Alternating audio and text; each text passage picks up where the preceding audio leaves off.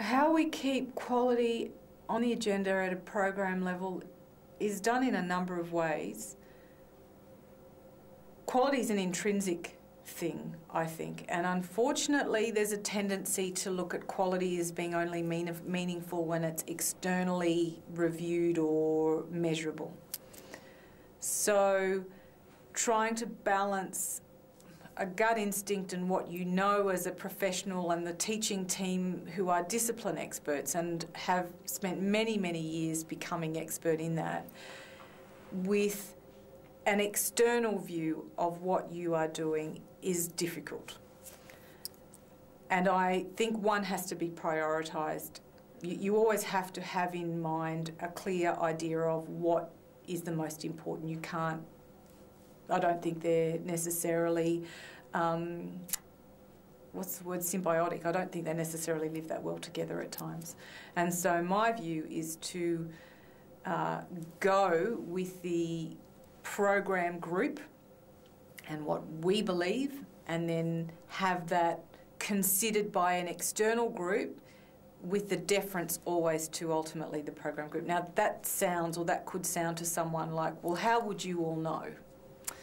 But given the networks academics have, in one group of 5 academics, which is our program group, you've got, a massive network. One person is a national or international expert in journalism and media history. The other is an international expert in film studies.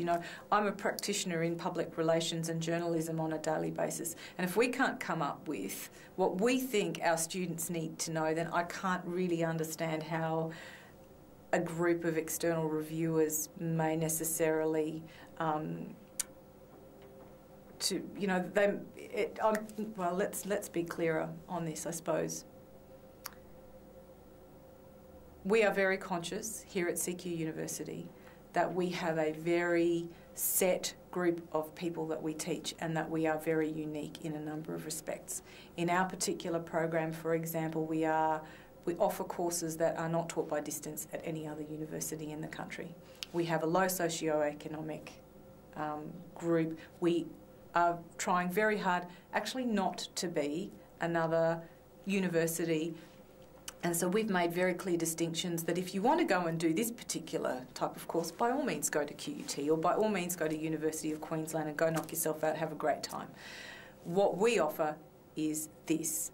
Now, being able to maintain and hold that line in the face of external measurement has been and continues to be difficult.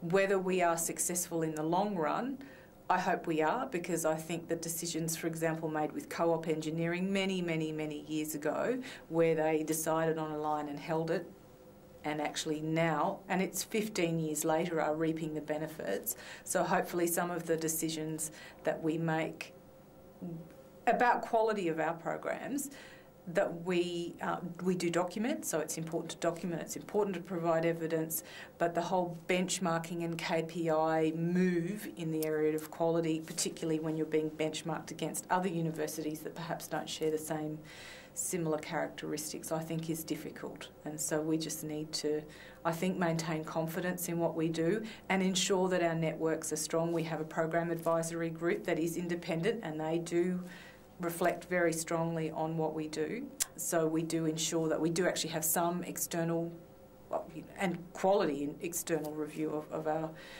program content, but coming down to just simple benchmarks and KPIs and that sort of stuff which is happening in the quality area generally, I think is a risk. So to answer your question, how do we keep quality on the agenda? Quality is always on the agenda every day.